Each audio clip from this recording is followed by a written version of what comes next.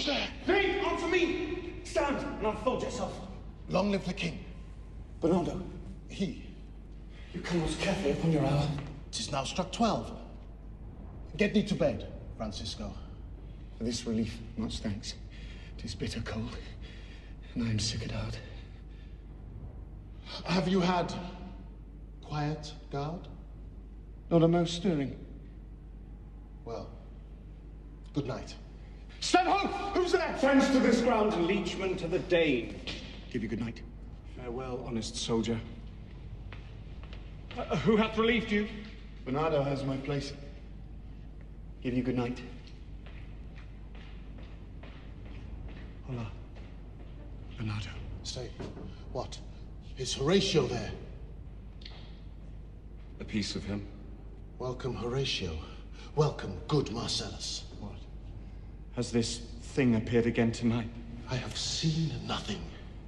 Horatio says 'tis but our fantasy, and will not let belief take hold of him, touching this dreaded sight, twice seen of us.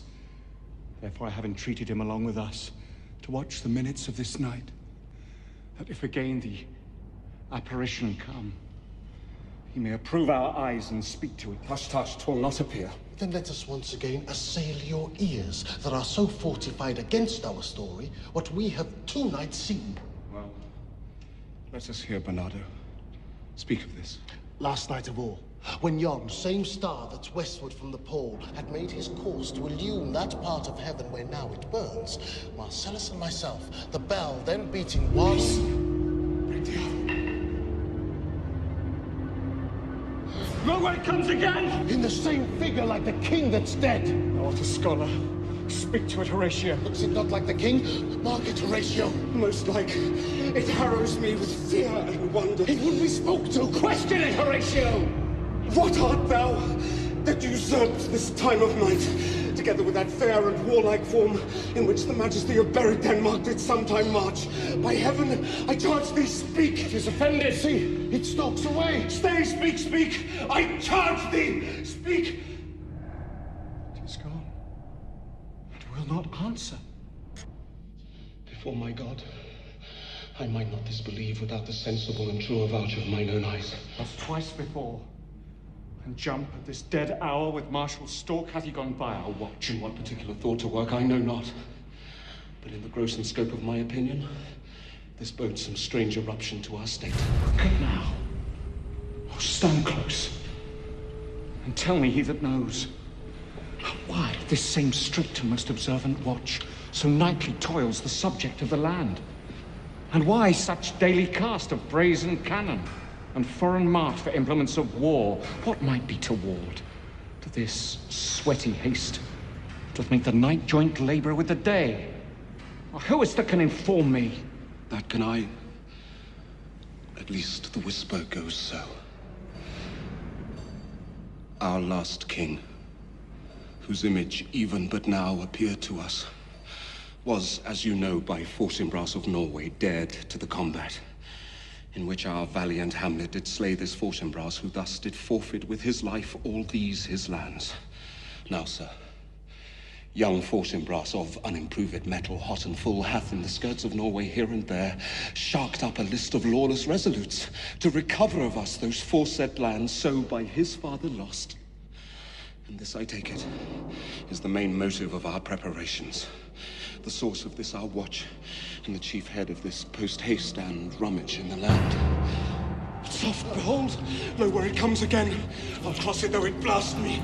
Stay, illusion! If thou hast any sound or use of voice, speak to me. If thou art privy to thy country's fate, which have before knowing may avoid, oh, speak! Stay and speak! Stop it, Marcellus! I strike it! It will not stand! 'Tis here! 'Tis here! 'Tis gone. We do it wrong, being so majestical to offer it the show of violence, for it is, as is the air, invulnerable, and our vain blows malicious mockery. It was about to speak when the cock crew. And then it started like a guilty thing upon a fearful summons, faded on the crowing of the cock. Some say that ever against that season comes, wherein our Saviour's birth is celebrated, the bird of dawning singeth all night long. And then they say, no spirit dare stir abroad. The nights are wholesome. Then no planets strike, no fairy takes, nor witch hath power to charm. So hallowed and so gracious is the time. So have I heard, and do in part believe it. But look. The morn in russet mantle clad walks o'er the dew of yond high eastward hill.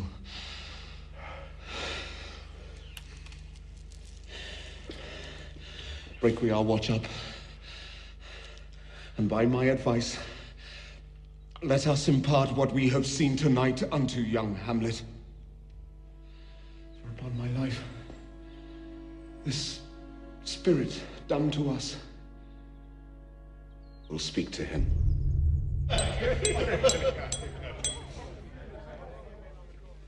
Though yet of Hamlet, our dear brother's death, the memory be green, and that it us befitted to bear our hearts in grief, and our whole kingdom to be contracted in one brow of woe. Yet, so far hath discretion fought with nature, that we with wisest sorrow think on him, together with remembrance of ourselves. Therefore, our sometime sister and our queen, the imperial jointress to this warlike state, have we, as 'twere with a defeated joy, with one auspicious and one dropping eye, with mirth in funeral and with dirge in marriage, in equal scale weighing delight and dole, taken to wife.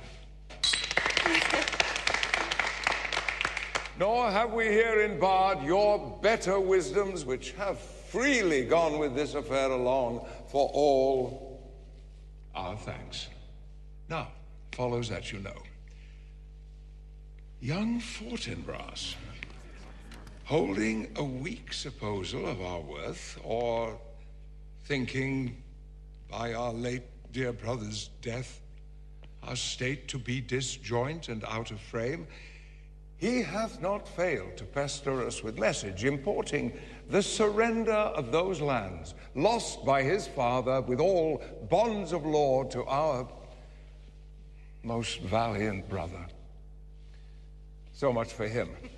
Thus much the business is, we have here writ to Norway, uncle of young Fortinbras, that he suppress his nephew's further march and threatening enterprise against our state.